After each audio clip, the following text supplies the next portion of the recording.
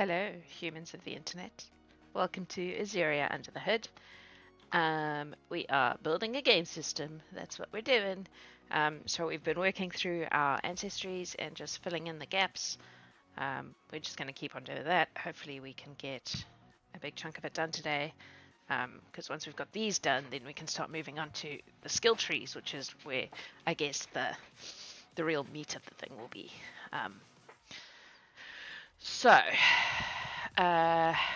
We have just finished with the rodent folk. I know what I was doing. I was going through and pulling out the sort of more generalized senses like dark vision and figuring out who gets dark vision, tremor sense. I think I'd already done dark vision all the way down, which isn't to say we can't change it, but it just means that things like wording and stuff will be consistent, I guess. My problem is I don't know how far I got. So I'm just going to go and see what I've put into the ones we haven't done all the way through yet. So we've clearly done dark vision. We've done heat sensitivity. Dark vision, heightened smell. So we've done the heightened smell. We've done pheromone sense. So we have done the tremor sense.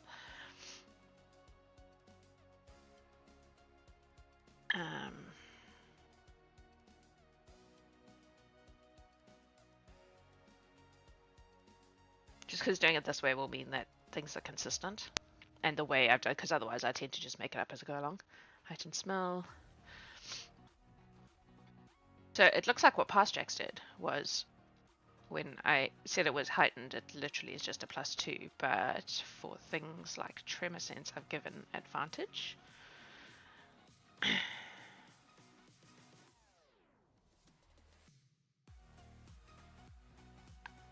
Nah, I think that makes sense. I'm gonna stand by that decision. All right, so we're gonna go up to the top.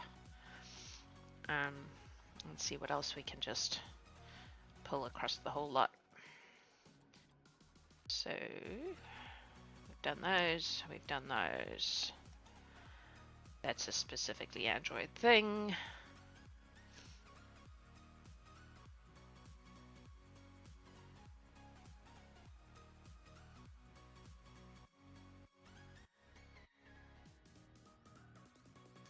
I guess anything that burrows would have that. So I don't know if we have other things that burrows. Celestial, nope. Automaton, nope. Bears, no. Equines, no. Changelings. Fae. Ah. I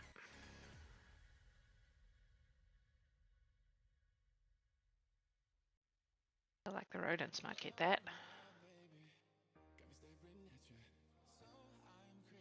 I think it comes hand in hand with burrowing. So anything that would, have burrowing stuff would also have that earth sense. That would make sense to me.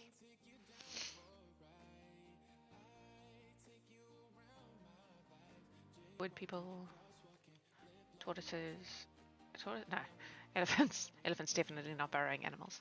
Styles, kitsune, kobolds, pigs. Nah. Right, definitely. Yes. Desert elves, canines, forest elves, felines, water people, snakes. I've already given them heat. That makes more sense. Mollusks, birdies, primates, orcs. They've got a more general, that's fine. Marsupials. Every time I say the word marsupial, I want to sing the Marsupilami song. I know I'm showing my age, but for those of you who were not children in the 90s, there was a bunch of Warner Brothers cartoons, one of which was Marsupilami. And it was amazing. I haven't been looking at what I've been scrolling. I got sidetracked. Whales, no. Sprites, ruminants, elemental.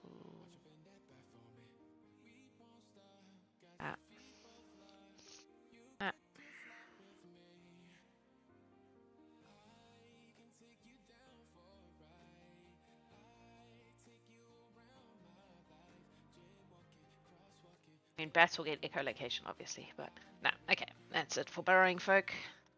Meow. Okay. Alright, so that was this one. Nope, it wasn't. It was this one.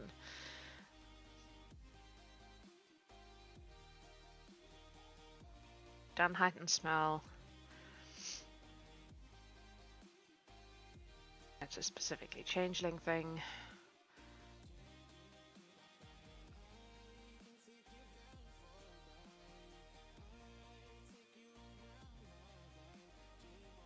Guess we could give that to anyone who is, yeah, planty peeps.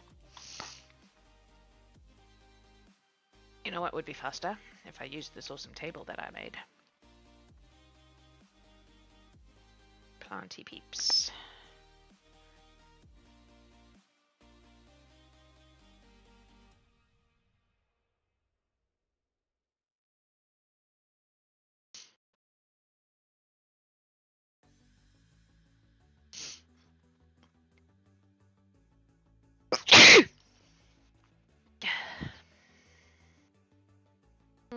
Nah.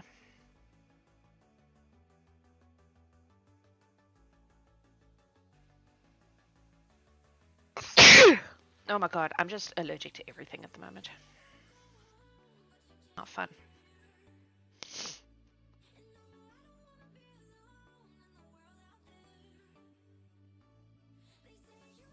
Come on, people. So Rastlini. So we need to go to ours. Yeah. Okay, let's go to the R's. Meow. Meow. Less now.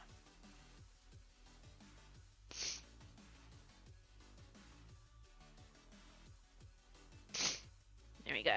Sea elves, rhinos, whales, sprites, remnants.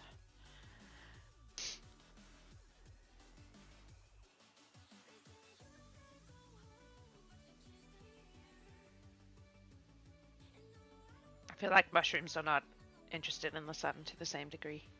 Alright, cool.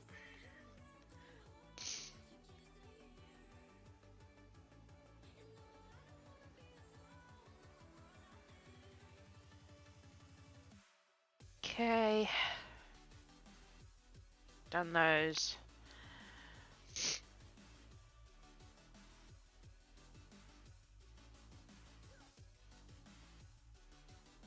Okay, cool.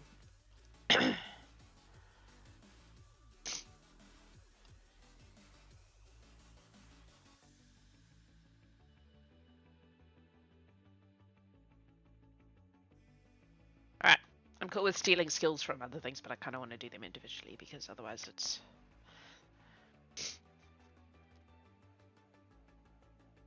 okay, wait. Oh my goodness. Okay, gnomes are small. What have we done with other small things?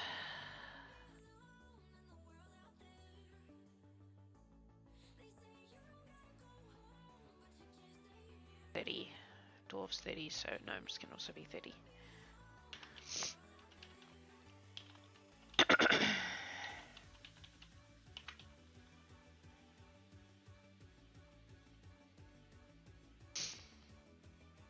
I feel like gnomes don't have any particular sensory specialty.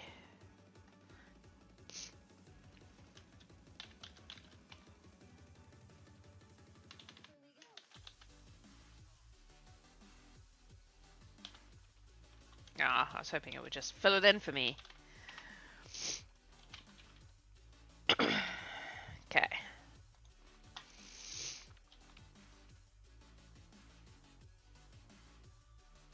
Now, what do gnomes normally get? What do gnomes typically get?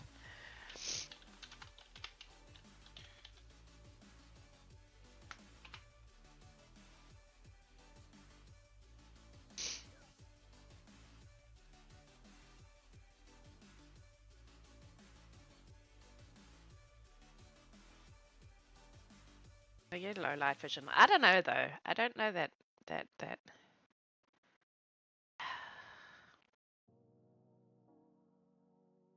They're like making there we go. That's probably what I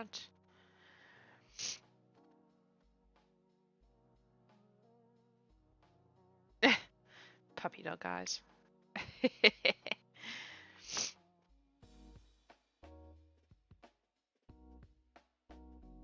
Okay, we could give them the Fey resistance to Fey thing that we did for.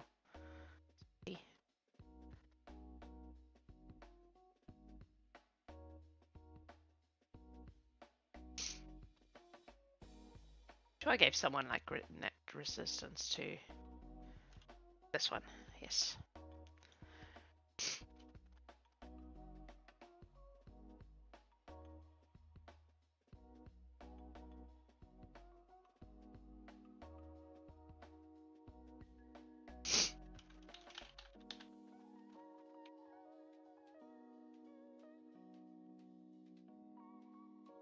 Okay.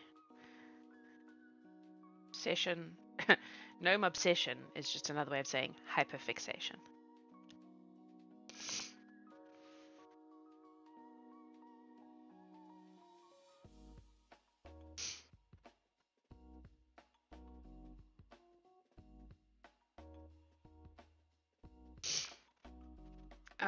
So many of these things are the exact thing I'm trying to avoid. Like, I very much want the ancestry skills to be about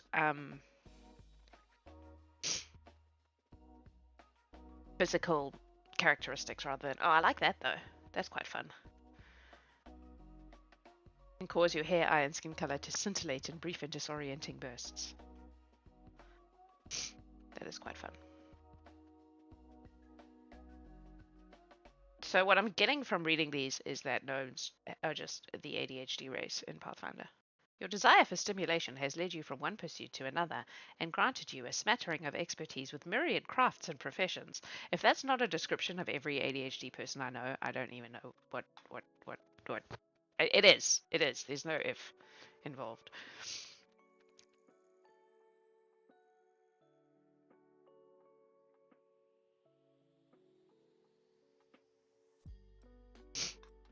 Mm.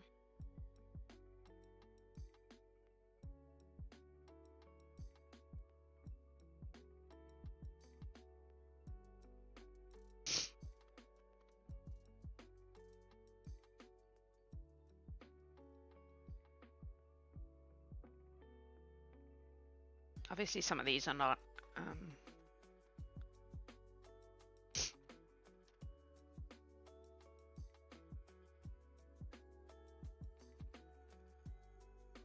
None of those really. You gain the magic of the seas by eating your favorite seafood. Obviously, that's a specific kind of gnome, but that's still amusing.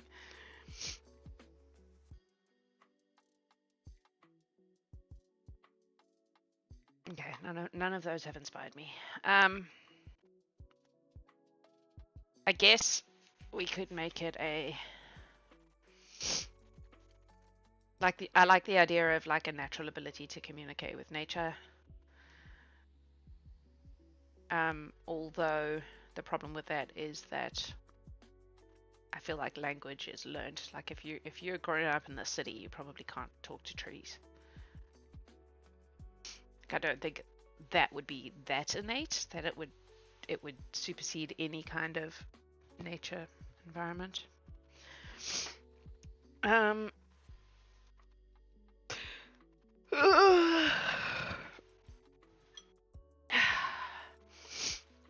guess we could play on the garden gnome vibe and give them the ability to like essentially become a little statue thing, like the toys in Toy Story.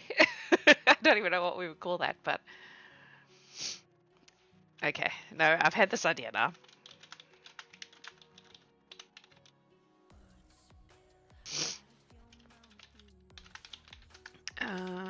Gnomes are able to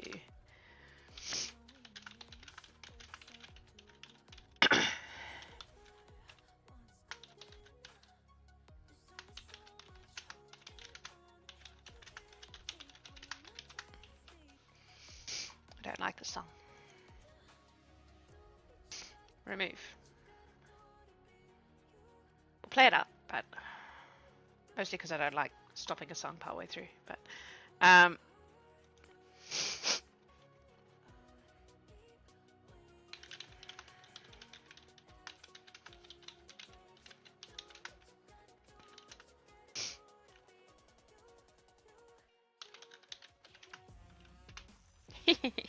oh, that amuses me. I make my own fun. Okay. That is the gnomes. Alright, goblins are also small.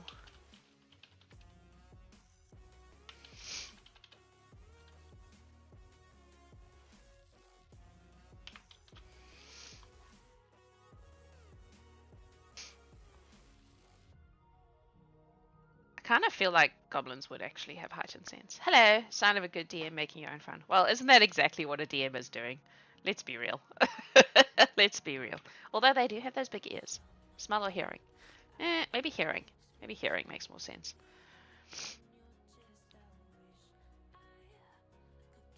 Where's heightened hearing?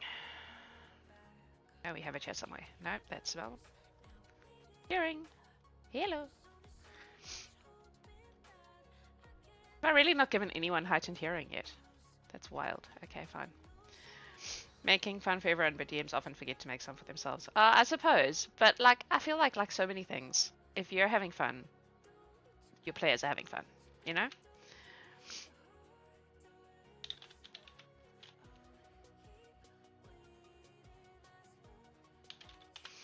Does that mean I need to go and do all the heightened hearing ones? Dwarfs, frogs, what are you? Halflings, hubs, humans, elemental fire, cavern elves, fishies, elemental wood, tortoises, elephants. Elephants have big ears. I don't know if they're good at hearing though. I feel like I should know that. Hippos certainly not. Nah, I'm not gonna do it. Kobold, piggy pigs, rabbits. Oh, we can't give them all the heightens. Canines. Oh, you know what we haven't done is like HP. Oh no, we have done HP. I don't think I've checked it though. I probably need to go through that. Felines, water people, snakies, mollusks, not known for their sense of hearing. Birdies, primates?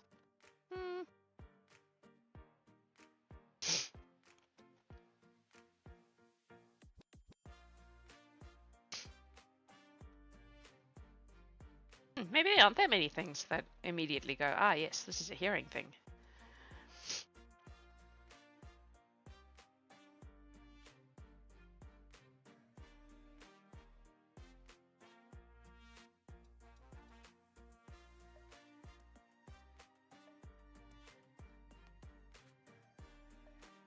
Okay, well, maybe I'm wrong. Maybe I'm wrong. Okay, cool. That's fine. That's fine. Go back to goblins. Goblins can be the special hairy things. Scroll.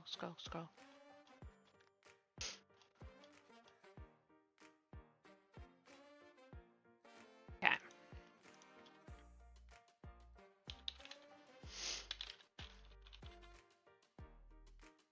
Nothing springs to mind. Okay. Special goblin skills. What do you traditionally get?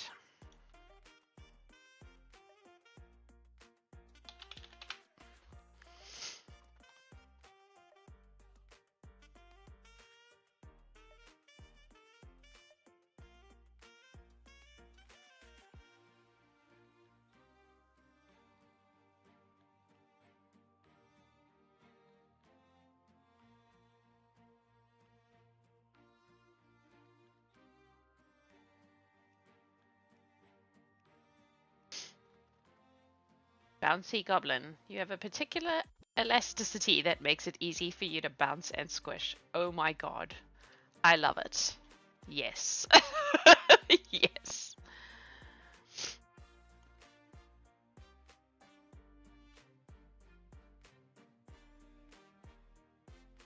Not acrobatics though. It's just a straightforward like you bounce. You bounce instead of getting hurt.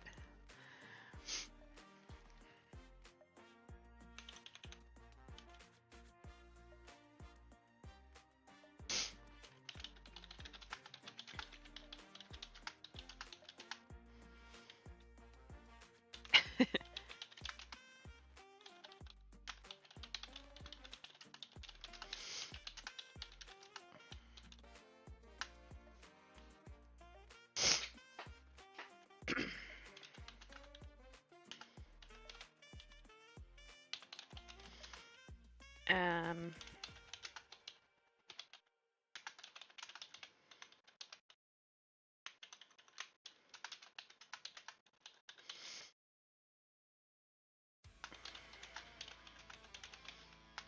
and half damage from any force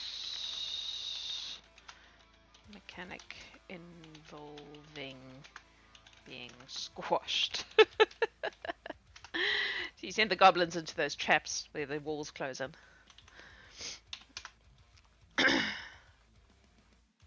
They can also fit through very small spaces. Oh, this is very, very, very rocky for a copyright-free playlist. Awesome. All right, I love that. See, sometimes looking at the feats is actually great because it gives you the thing you need. Goblin lore, meh. Pyro, meh. You sing annoying goblin songs, distracting your foes with silly and repetitive lyrics.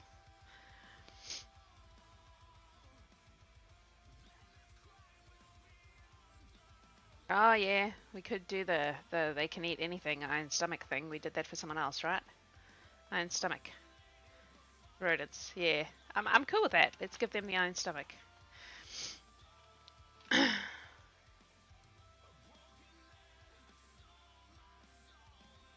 A weird bard build, yeah, totally. Totally. But again, that's something that I feel like would not be part of your not goblins. Um like I'm really trying hard to avoid ancestry feats that assume everybody in that ancestry is, you know, has certain characteristics that are not physical characteristics. Like to me, these should be all like based on genetics, something you could go, this is in your genes, you know, so that it, regardless of where you're, like if you're a goblin raised by elves, you still have these things. It has no like I really want these skills to not be based in, which is surprisingly difficult to not base things in that, like, you know, essentially racial prejudice about particular fantasy races. Which has been hard because a lot of them are like your immediate thing is, you know, you can survive in the snow because you're a snow elf. But if you're a snow elf that's grown up in Elder Castle, you would never have learnt those skills. Like, why would you know how to? You know, it's like if you take someone from Kenya and they grow up in New Zealand, they're not going to suddenly magically know about African animals. You know, like no, they're going to know about Kia and kiwis and New Zealand birds, maybe if they care about that sort of thing. But they're certainly not going to know about. You mean because the culture has a lot more to do with your skills than genetics? Totally, yeah. So what I'm trying to do here, because I think a lot of D&D and a lot of Pathfinder, the ancestry skills or the racial skills in Pathfinder and in D&D are based on assumptions about that people from that race. And that's fine if you're building a world where those communities are still really isolated from each other, then that makes sense. Like if all mountain dwarfs are growing up in the mountain, then obviously there's going to be a cultural thing there to do with growing up in that environment. But my world isn't like that. Like in my world, you have people from all kinds of ancestries living both rurally and in cities, and you know, so it seems ludicrous to me to go, you're a mountain dwarf, you obviously know about stone. Not every mountain dwarf is a geologist. There we go. That's your life lesson for today. Not every mountain dwarf is a geologist. It sounds ridiculous, but there's some deep hidden wisdom in it, if you think about it. Okay, so I have done dwarfs in the past. We have done the desert dwarfs. So I think what I'm going to do is I'm going to use...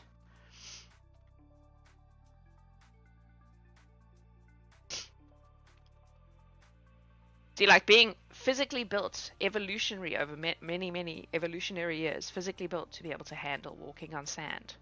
Makes sense to me. You could be a desert dwarf who's grown up in Elder Castle and still have that skill. You may not even know you have that skill until you go to the desert, but... Alright, so this is what we've given desert dwarfs. We've given them sand feet and desert survival, which is only the ability to go a long time without water. That's all it is. It's not knowledge survival, it's just physical survival.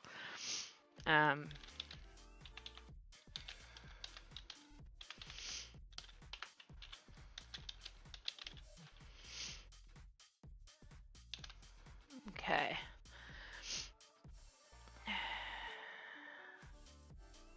Like, I think it's reasonable to have a concept of what the traditional communities are, but I don't think that that should automatically give a character skills and feats connected to that community, because while they may have family back in the mountains or whatever, they may know nothing about ore deposits because they've grown up in Murterra. They know a lot about how to stack a good container to go into a ship because they've worked on the docks their whole life.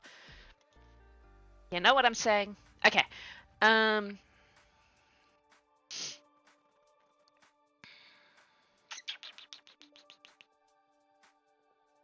So cold resistance would make sense. That there's a fundamental... I mean, it's a little bit like... Well, maybe not. Maybe not. I feel like they're not elemental enough. Like, elves have a real connection to the natural world, so it makes sense for elves. I feel like dwarfs are have less of that, like, innate magical connection to nature, so maybe not. Maybe it's just toughness. It's just, like, stoutness. Isn't there... I know in D&D there's a stout, something stout. Stout heart, mountain stoutness. Like, yeah, like just a fundamental hardiness. That kind of makes sense to me. Like a physical hardiness, you know, resilience. I like how it's like, no, did you mean scout? No, I didn't. I didn't mean scout. I did, in fact, mean stout.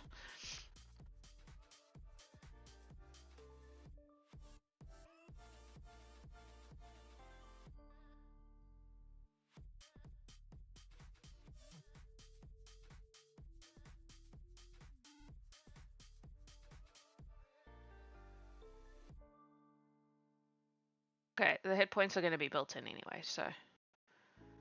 Well... Yeah, let's just steal that.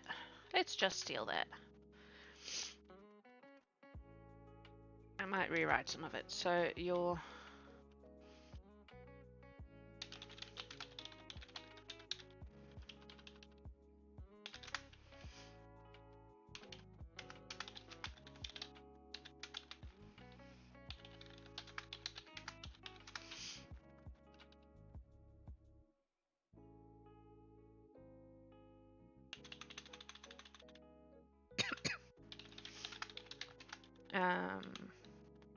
high physical resilience.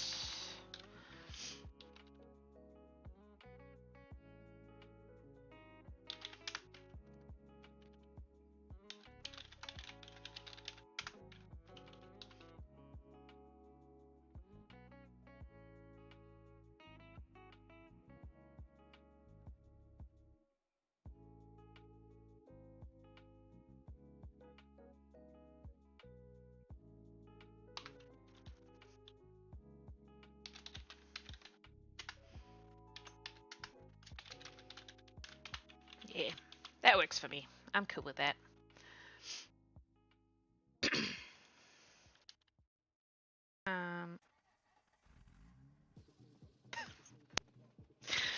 The temptation to call it like rock hard, but I know my players. I'll never get away with that. Oh, can you imagine? No, thank you. I don't like Dwarven hardiness because it's not Dwarven. It's specific to the mountain.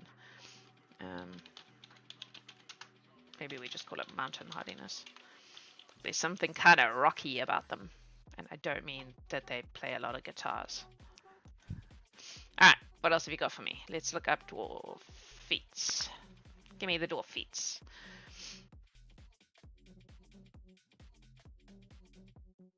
Avenge in glory. Clan or nah. Pistols, nah. Trades. Naturally calm and collected in the face of imminent danger. Oi. What is that mechanically?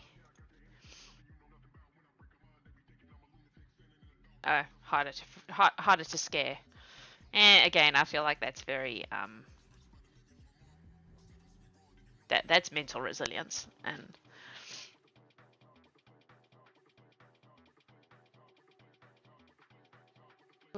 Will would definitely play. Yeah, exactly.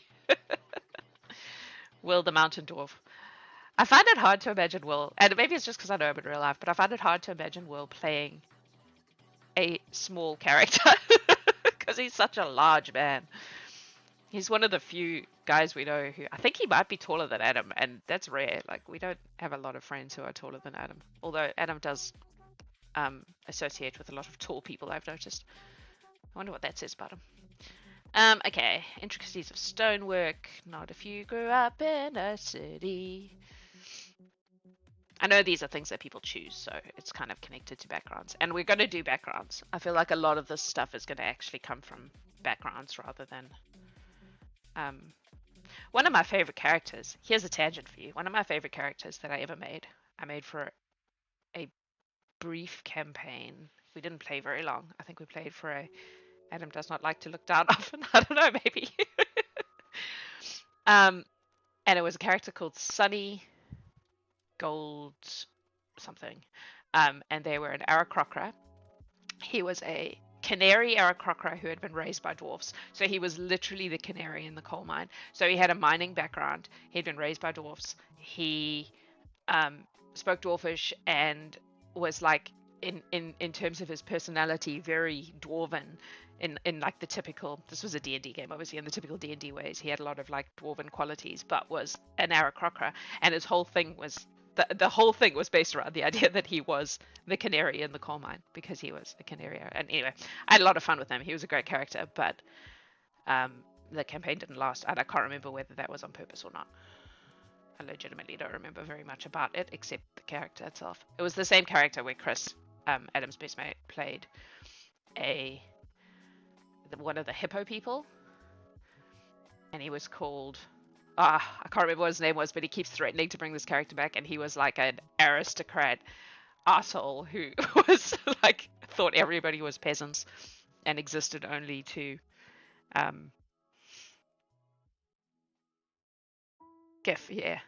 existed only to serve him, basically. It was really funny.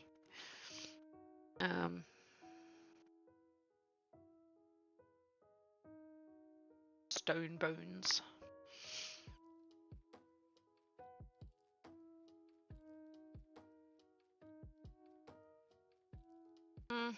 These are all very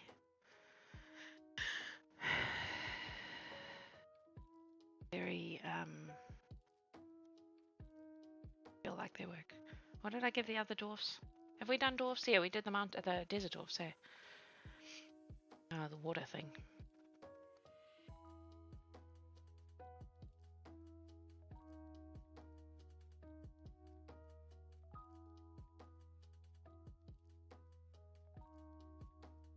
I suppose we could give them a innate,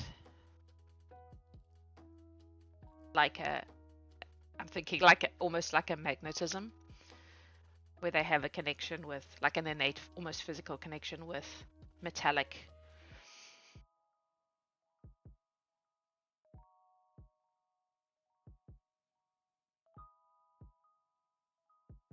You know what I mean? Like a magnetic. I want to use the word magnetic, but I don't want it to be like metal. I want it to be like like they walk into a room and are like naturally drawn towards anything that is made of gold or silver or whatever. They may not know anything about it, but they feel a pull.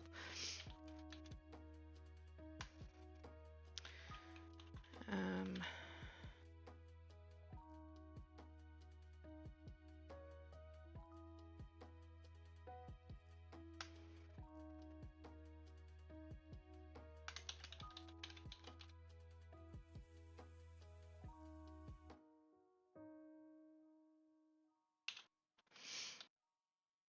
uh,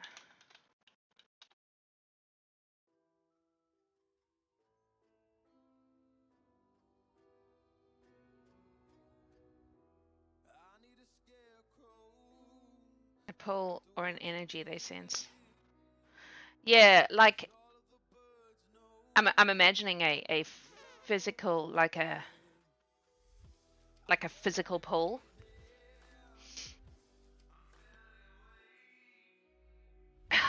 I don't know about taste.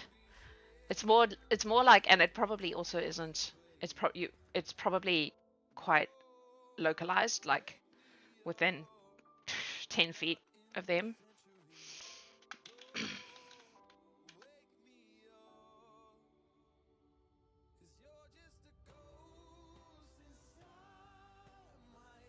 It would make them excellent thieves. Um,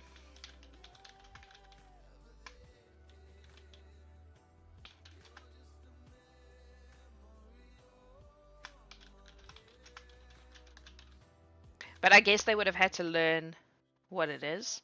Like if they've never had any, especially if it's innate and it's always been there, they just sometimes are drawn to particular objects. They would have had to actually make that connection between this feeling and, um, yeah, and being able to identify, there are gold rings in this box, depending on what the background is of how. Yes, exactly. Um, so like a tightrope walker has learned how to hone that in the same way a Goroka thief would have learned how to hone that, but it may not. But it might just be a thing that you're just, and if you, until you actually mention it to someone, you would just assume everyone can do it. Like can't you feel when there's gold jewelry in a box? What? Isn't that normal? you know.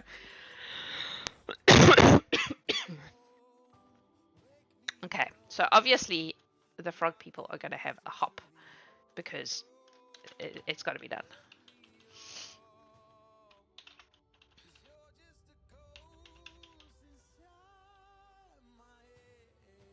I'm going to give them a. They were missed about animals having a sense of certain things that were beyond the normal sense. Yeah, yeah. Okay.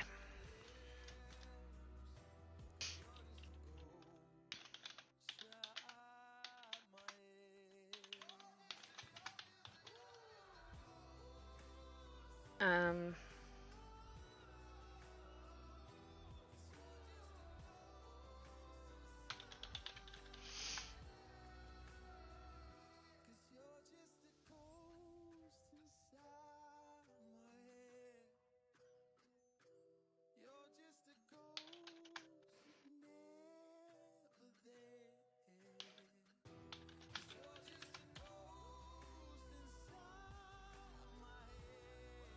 mm, Who has hops? Like satyrs have hops? Satyrs have jumps? Oh, that's a D&D thing. I don't know if that exists here.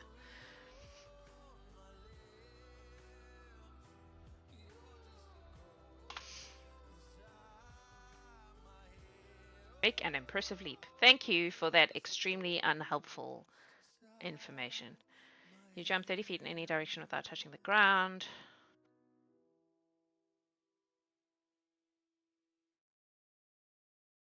Arrogant, yeah.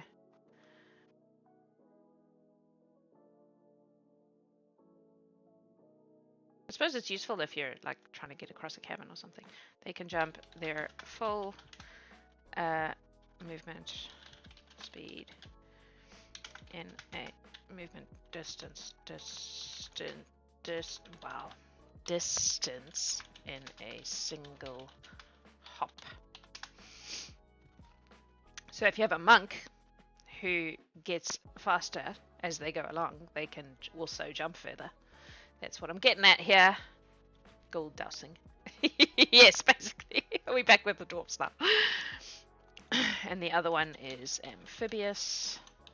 Can frogs actually breathe underwater? I don't think they can. Giving them a swim speed, so I'm actually just going to look at what are they called here? What are they called in thing? Frog. Frog.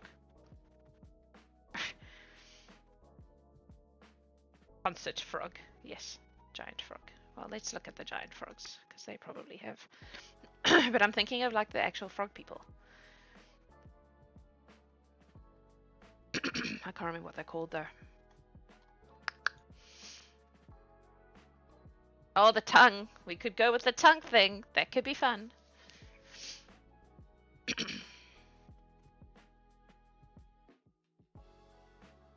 That actually is. I'm gonna do it. Not necessarily because they're people sized. Well, they're small, but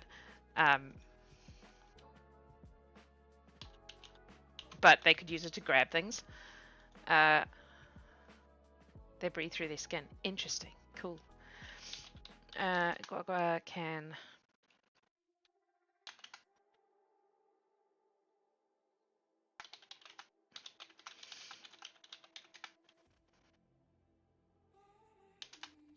From a distance of 10 feet.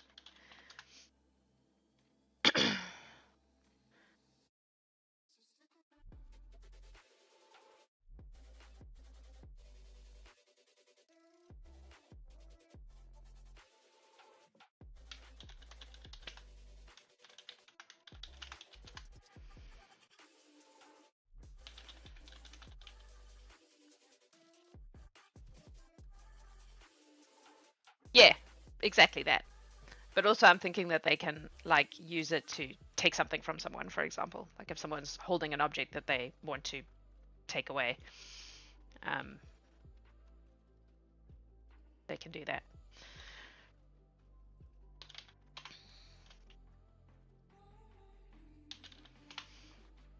Okay.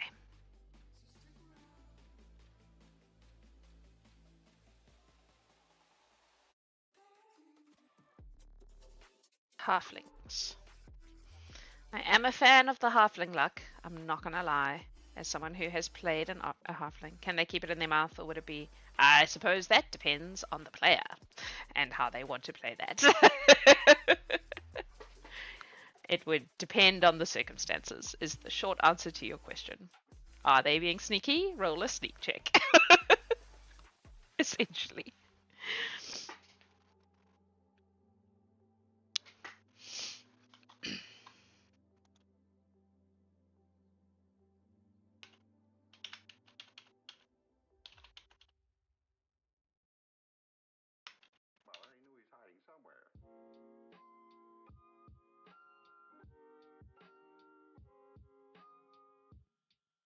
Don't you love it when you find your thingums? Okay, so are we giving them any special senses? I don't think so. I think halflings are just like average folk when it comes to senses. Halflings are more resistant to things that affect them mentally. No halfling has ever had anxiety. I don't know. I'm not convinced. I'm not convinced. To me, if you can imagine a character who would go against the stereotype, then it's a stereotype. You know what I mean? Like, if you can imagine a halfling who is easily frightened and easily influenced by the people around them, and then not supernatural anxiety. So you're talking about specifically magical, like they have a innate mental. Yeah, maybe. I don't know if I'm convinced. I don't know if I'm convinced. I feel like I can imagine that character who would be susceptible to those things and still be a halfling. which suggests that it's not a physical, like a genetic. Although I say that as if anxiety isn't also a genetic thing, because that has to do with, you know, freaking chemicals in your brain, right? Oh, what a can of worms. I'm tempted to keep halfling luck like it is an innate, just because it's such a classic thing. And as someone who's played a halfling, it's just delightful.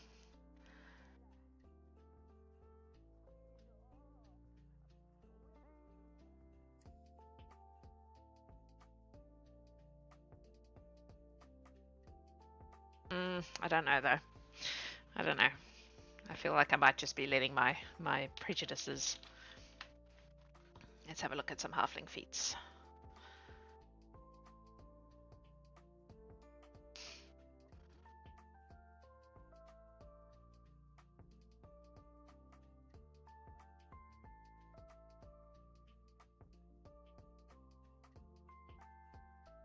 I wouldn't lie, halfling luck has saved some of my character. Yeah, same. Same.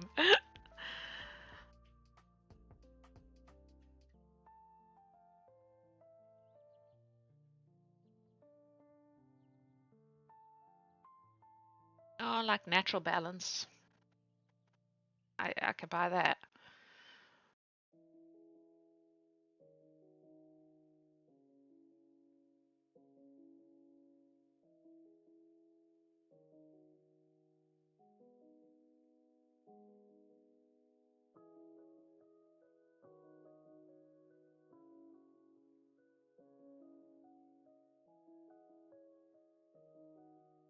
That's what you're talking about. Easily able to ward off attempts to play on your fears and emotions. Irrepressible.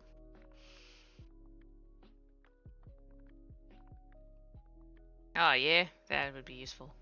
I played a halfling who, even if she had that, probably would never have used it to help other people. She was a con artist. She was an assassin rogue, and she is one of my favorite characters ever. I really, really enjoyed playing her. Okay, so a lot of these are to do with being lucky and being Dixie. So maybe we do sure feet. I like sure feet.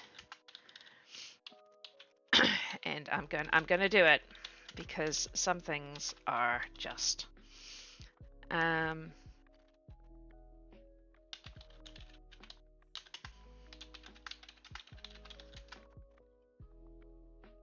um innately heightened sense of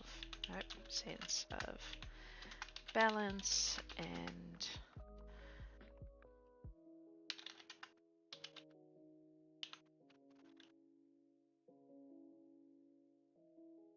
natural acrobat. Well, I guess that's kind of what this is, but it's like the lowest possible level of that.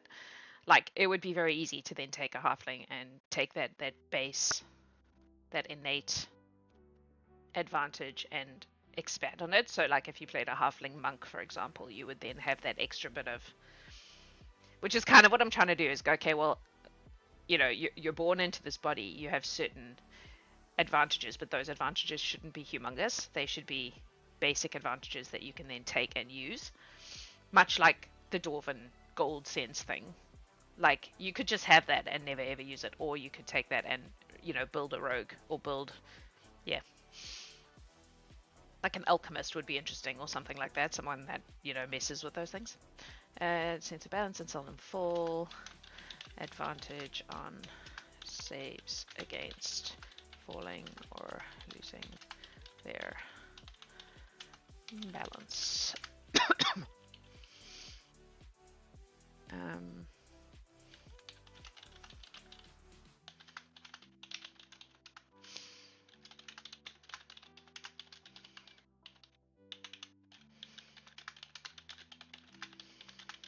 I mean, you played with me for many, many years, so you know how often I rolled natural ones. So playing a halfling was great.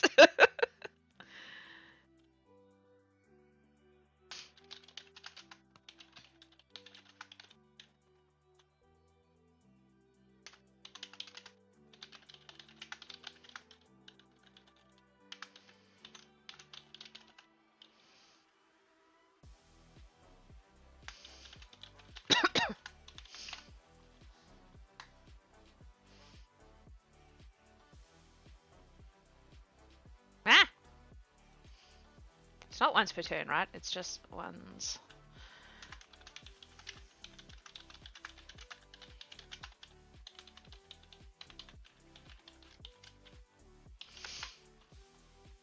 Okay. Cool, cool, cool.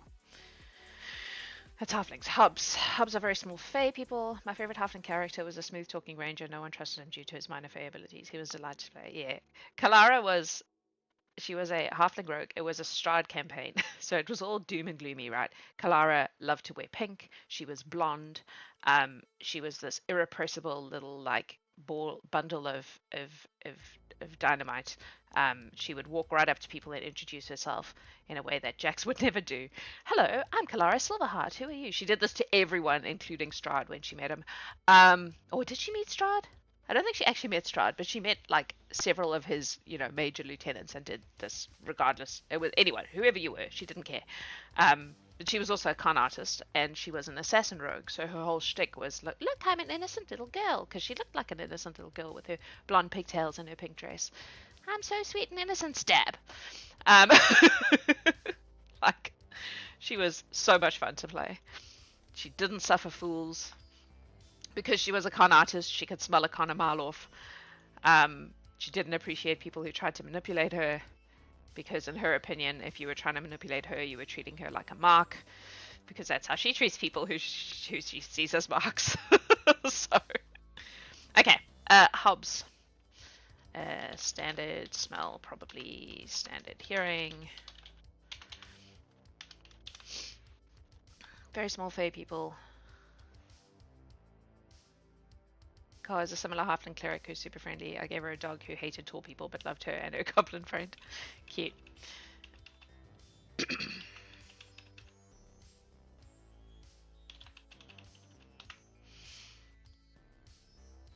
Okay. So, this is totally a nod to Toby Day, but,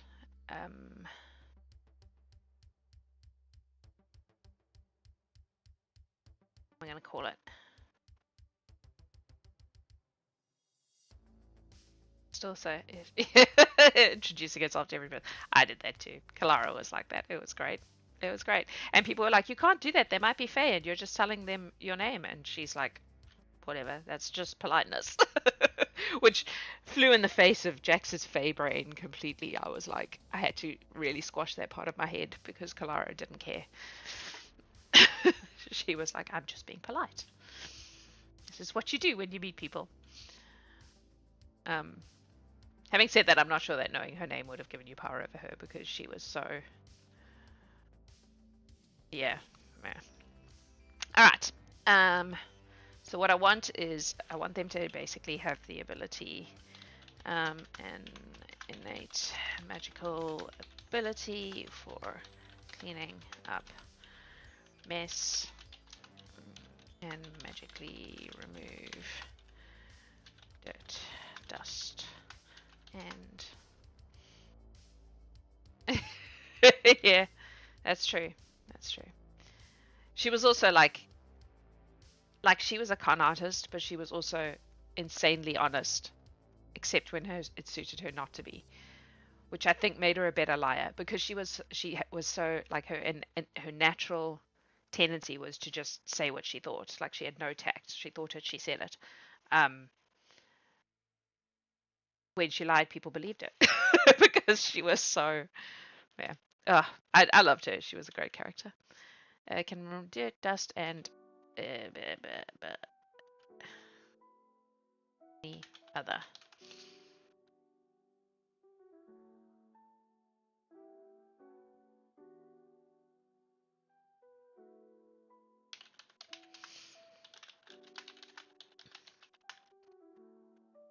It's essentially prestidigitation, but it's like innate.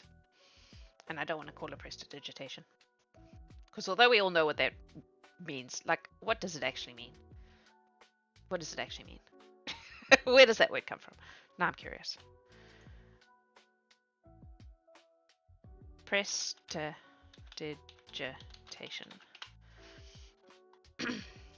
Oh, it's just conjuring tricks. That's so funny because everybody always uses it to like dry off or clean up.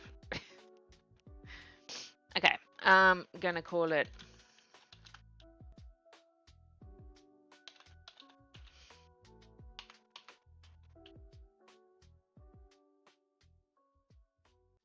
remove people. No, remove dirt and clean people and items. Okay. The 19th century was used to refer to fast up close illusion of tricks. Yeah, okay, that makes sense. It's just interesting because in D&D it's almost exclusively used to like, you know, oh, I got full of mud. Prestidigitation, get rid of the mud, right? Like that's in all the games I've ever played. That's the thing it's most frequently used for. Okay, and then I want to give them like a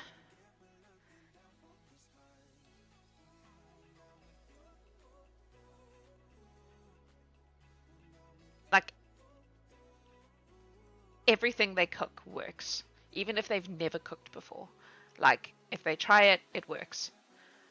Um, it's like an innate kind of household. I feel like hobs are very beloved of Elwood. Um, I'm gonna just call it hearth magic.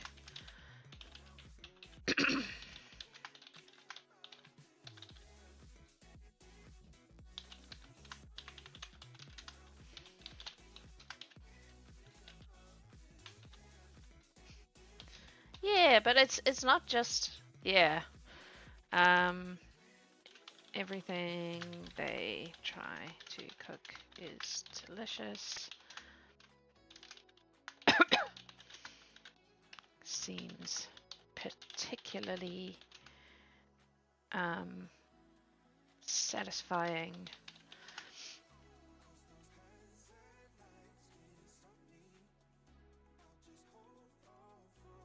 They are able to grow magical gift from some ancient myth. I think it's just like I feel like hobs are like traditionally from a folklore point of view, hobs are the ones who like in the elves and the carpenter, right? Those are hobs. Hobs are fairy beings who are fundamentally hearth magic things, and they will often like traditionally in folklore they would attach themselves to a home and then they would take care of that home. So like your house would, you know, like small breakages would just get fixed, and um, they would make sure that your stew didn't bubble over while you were out, and they would, you know, like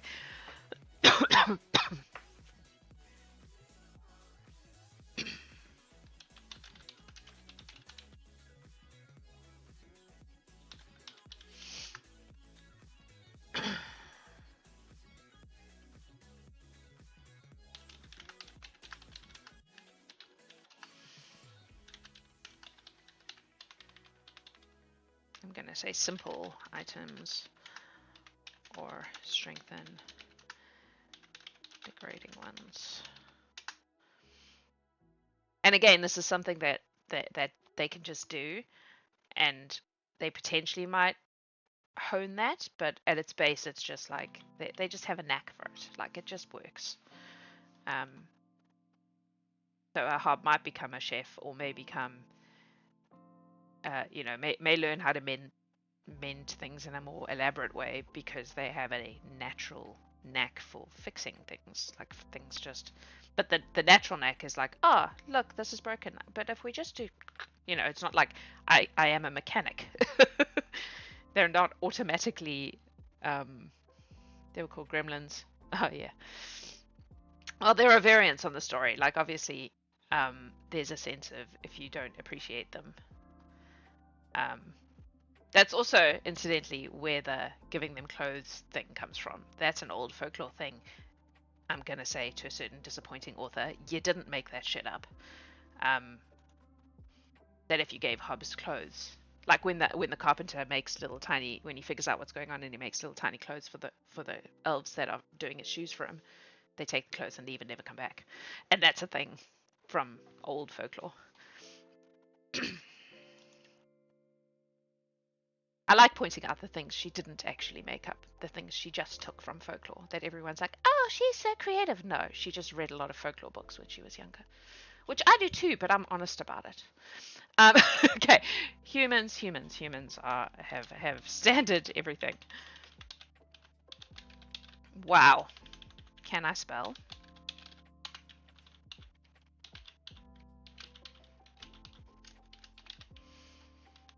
She borrowed a lot of stuff from many places. Some would say most of the stuff was borrowed from many places. And there's nothing intrinsically wrong with that. Like, I want to be very clear about that. The whole point of folklore is that is reimagining stories, and like that's something storytellers have done forever. I do it myself, as you can see watching me go through this process. I'm always drawing from 1,000 different sources, and I think that most storytellers do that. The problem it's only an issue because people seem to be under the impression that she's wildly creative and made it all up. And that's not true. I don't even think she ever said it was true, but her fans certainly seem to think it's true. And yeah, I remember reading the first books when they first came out. I was at university, and I remember reading them and being like, oh, these are just like Enid Blyton books, but with like she took like the Mallory Towers books and stuff like that and just put magic in them. Like, there's this long tradition of boarding school books in England, which I think a lot of Americans are not aware of. And so, but I'd been reading those books my whole life. So when I read, like when I encountered Hogwarts, I was like, oh, this is just that. It's just that. It's just that. But with some magic in it. So even the basic concept wasn't particularly, it was fairly derivative. And I was like, yeah, they're rollicking tales, but there's nothing wildly imaginative about them, really. Like, it's very derivative. There's a long tradition of those sort of stories in England, and in English literature. And I think when it took off in America, like, I was astonished to discover Americans didn't know who Enid Blyton was. Do you know who Enid Blyton is? She's like one of the most prolific children's book writers of all time. Totally, exactly. It was excellent marketing. That's what it was. All right, human feet. Distracted.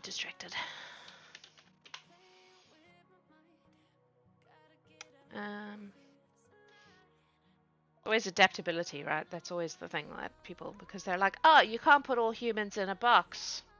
But you can do that with dwarfs and goblins and elves and everybody else.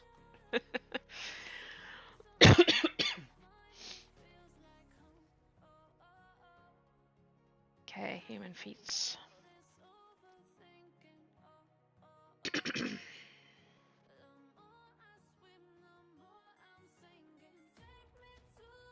Took my brain. Human feats. Cooperative nature. Yes, humans are well known for being cooperative. Weird walking powers now.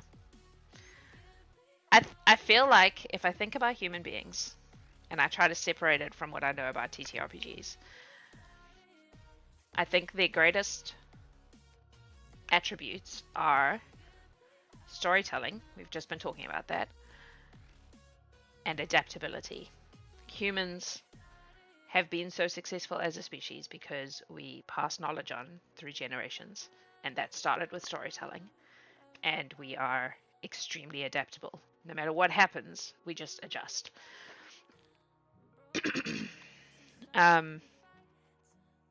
So I kind of feel like those should be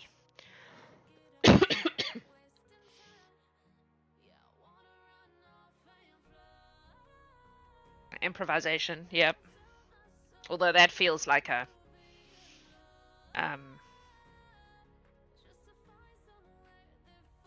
learned skill rather than a automatic skill. But especially working with small children, like playing, curiosity, adaptable is hard to quantify. I'm kind of thinking out loud about what makes humans humans.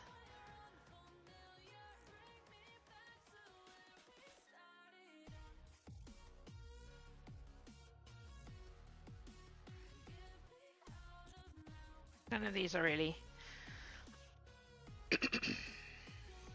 speaking to me.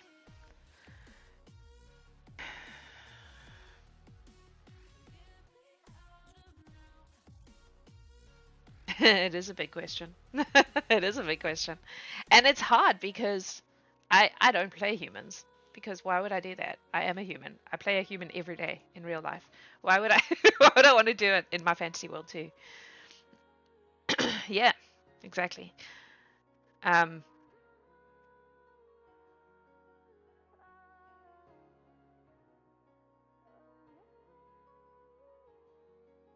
like what's intrinsic? What's intrinsic? I feel like storytelling is a big one for human beings. But how do you turn that into an intrinsic genetic thing? Beginner's luck. Yeah. Maybe riffing off that a little bit. It's about being able to learn things more easily.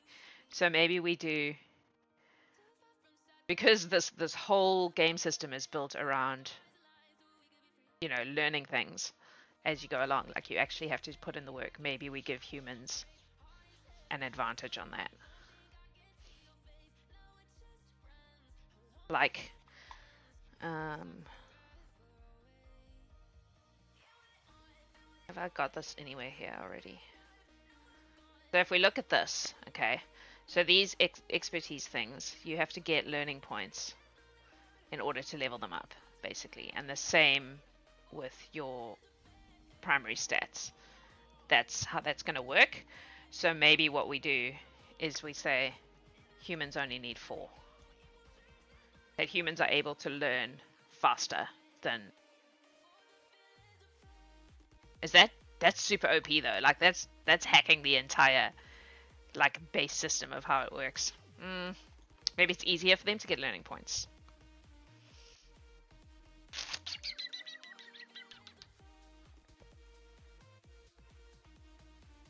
They can be good at a skill for a short while. Maybe they get an extra... Oh, yeah, okay.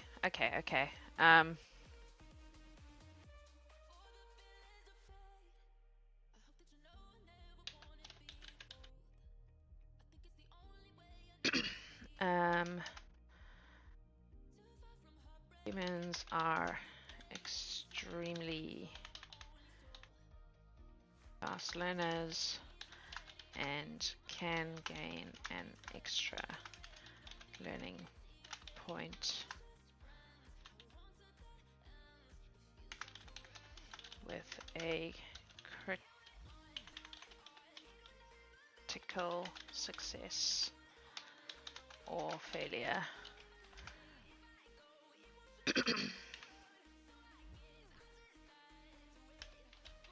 Because you get learning points from failure, because I believe you should learn from failure.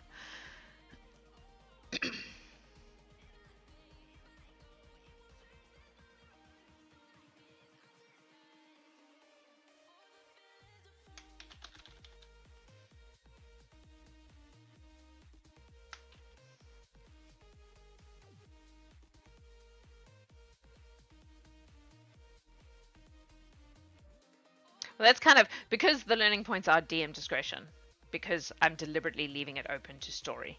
Like the idea is that you try to do something and either you're amazing at it or it bombs completely, but you have to then explain to me what you've learned from the experience before I'm going to say, okay, you can have a learning point for that. So in this case, it would be you're playing a human. Oh, maybe we just make... Okay, I like that. We'll call it learn from your mistakes.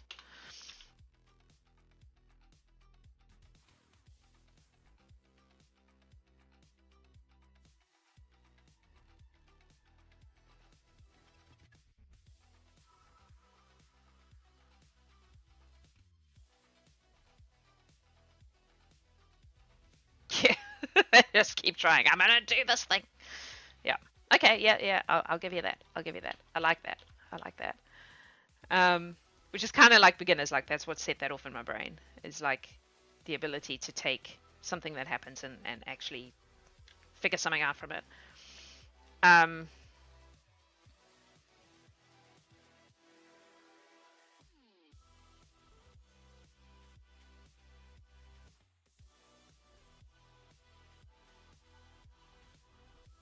It's harder because I'm in a human body.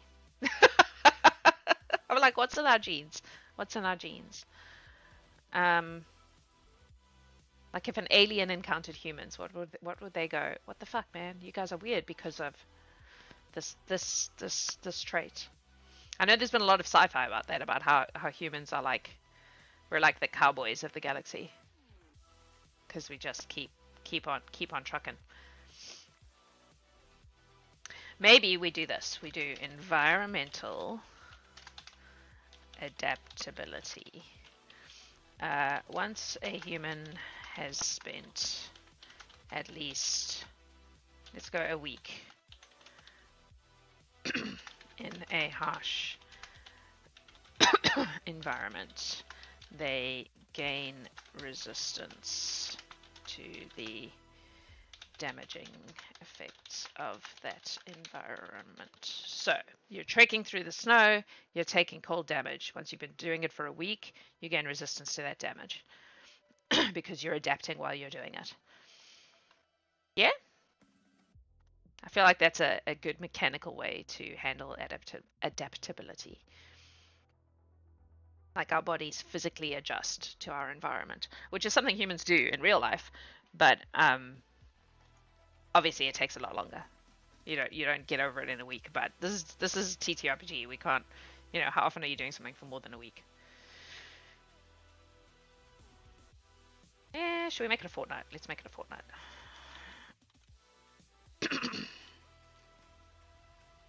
Gotta be doing it for a while before it kicks in. Okay, how much time do I have? Some time. Isati, elemental fire people. Make them medium.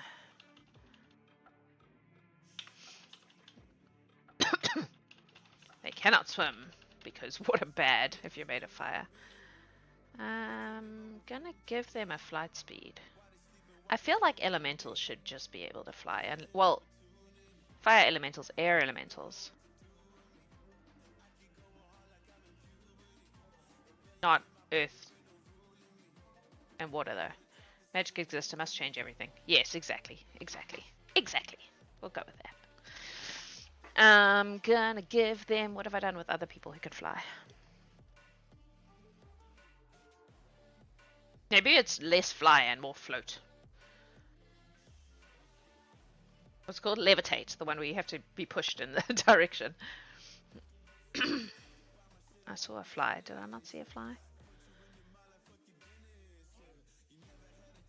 This is no. You are not good working music. That doesn't mean you're not good music. It just means you make my brain fly really slowly. Yeah. I'm thinking float more than fly, right? Like anti-gravity kind of situation. Actually, let's go with that. Like anti-gravity. They can, but they can float in a direction, but they can't change direction without any. So we'll make that 0, but we'll give them an anti-gravity.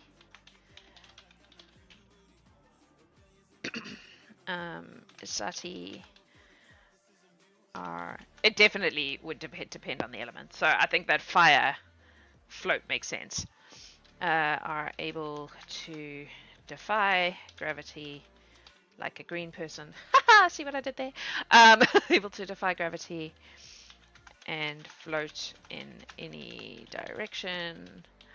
However, they cannot change direction in mid-air without impetus. And then obviously immunity to fire. Do we make that a special? No, I think we do that.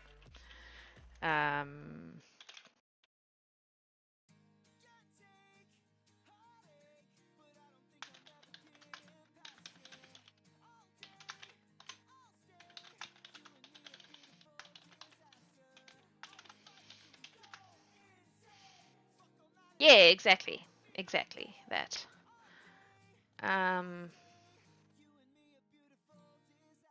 Do I make them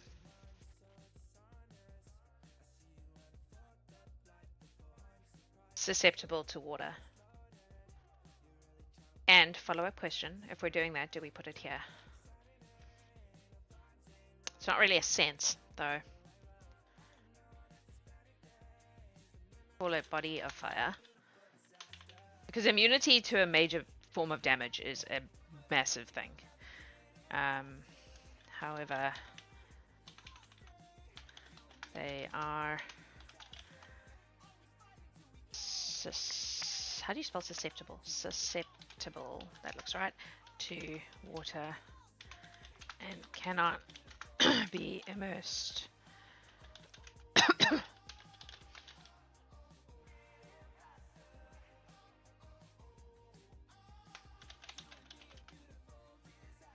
They also vulnerable. I was avoiding specific, but yes, I was going to say they also take double water damage. Is water damage even a thing? I don't even know. I suppose I'm making this up, so it can be. Haha! It's got to be, right? Is it a thing? Not a thing.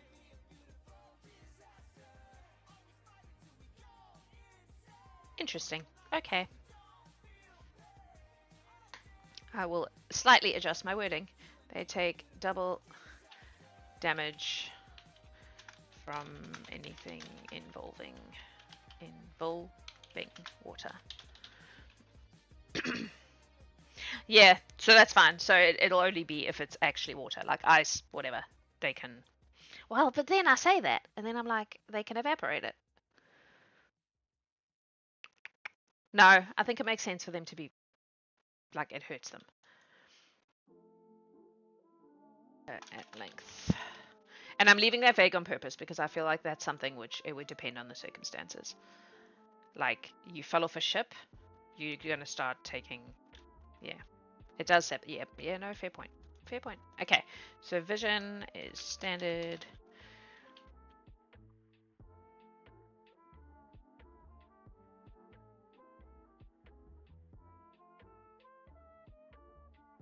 Do we give them the heat sense thing?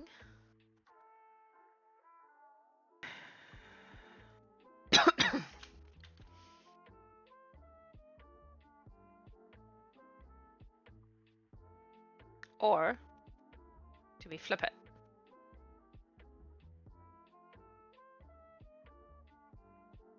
Elements are so interesting. Can they sense heat? Or because they are made of heat, can they sense cold? That stands out to them. I feel like that makes more sense.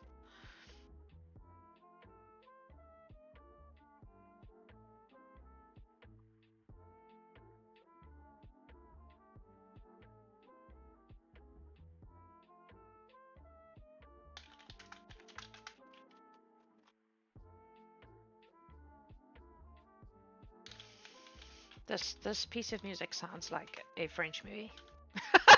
I don't know how to explain what I mean, but I'm going to go with that. Okay, cavern elves. Ah, yes. Jaskin are our version of drows. Natural cold and supernatural cold. Again, I would say that's a perception thing, right? So if there's cold, they can then do a perception check to identify the cold, but they would then get the +2 to that perception check. So they would get a buff for any perception check that has anything to do with cold. What have we done with other elves?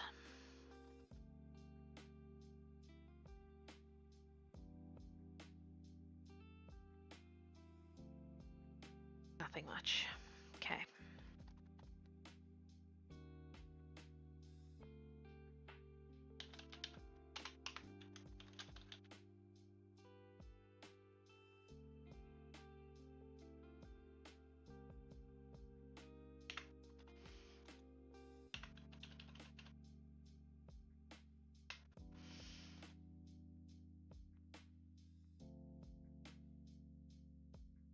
think we gave them snow elves. We gave them resistance. Ah, yes, the ability to walk on snow and resistance to cold. Oh, they have like full dark vision. They can 100% see in the dark. Although I suppose hearing, I'll give you the hearing. Because caves and echoes and blah.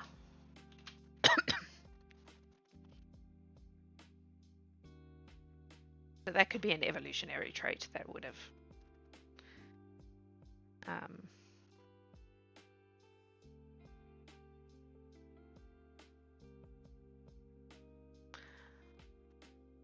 it's tempting to give them a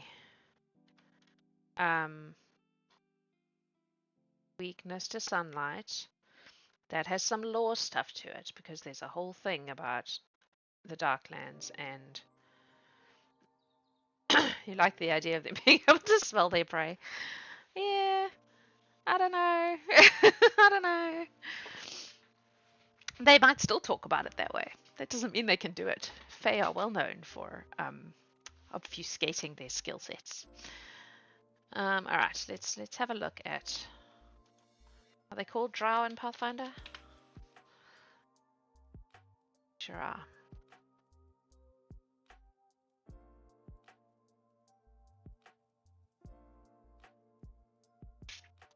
Fuck's sake.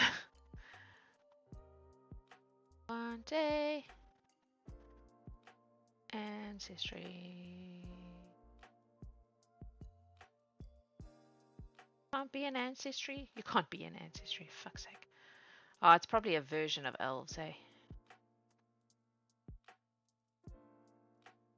Short-term penalty to sunlight. Yeah, that's kind of what I was thinking. But having had Drow in campaigns, like Eclipsis was a good example of that. It becomes a very big disadvantage very quickly, unless you can overcome it.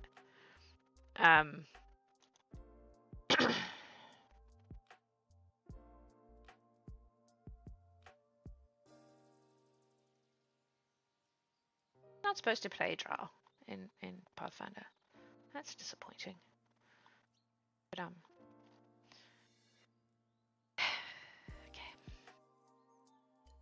Well, Cavern Elf. I guess that's the thing. You gain dark vision.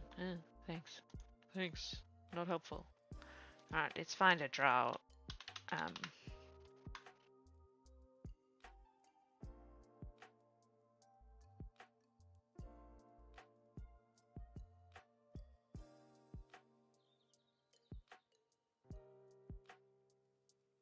Stat block was what I was getting at.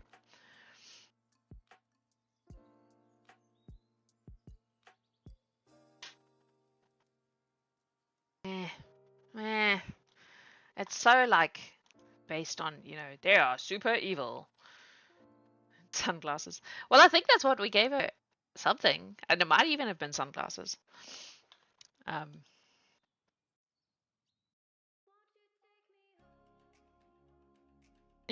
Yeah.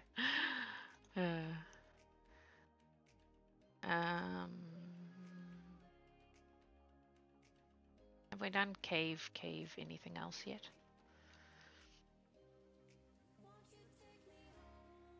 I don't think we have.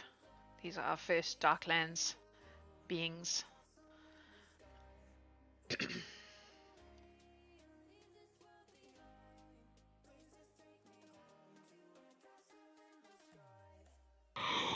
Okay.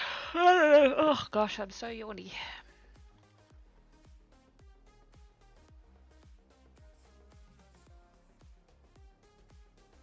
Maybe we do.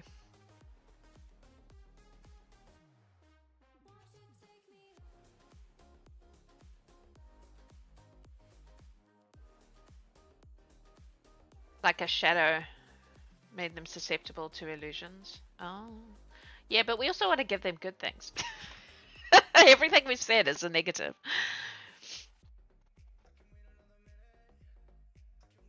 Maybe we give them like a direction sense, because if you, from an evolution point of view,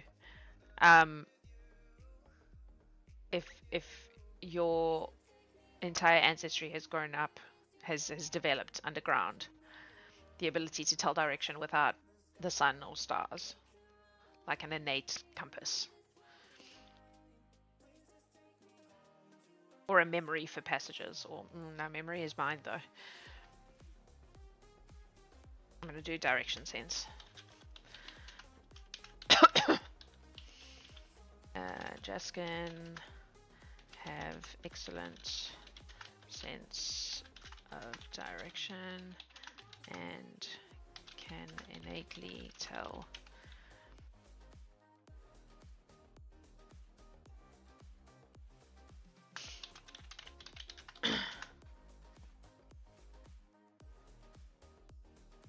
it's my alarm. Advantage on survival checks to avoid being lost. So not survival checks for like tracking or anything like that, but just a sense of can you keep track of where you are? Yeah, exactly like that. All right, maybe we'll come back to them. They're hard. I shall mull this a little bit because I now have to go to my stupid day job. So I'll be back on Monday for Azurhia Under the Hood. I have a commitment this afternoon where my child has a show I have to go to, so we may or may not be doing some version of Jax is not a gamer but Adam is, but I need to have a chat with Adam and figure out what we're doing. So maybe that'll happen, maybe it won't. Surprise!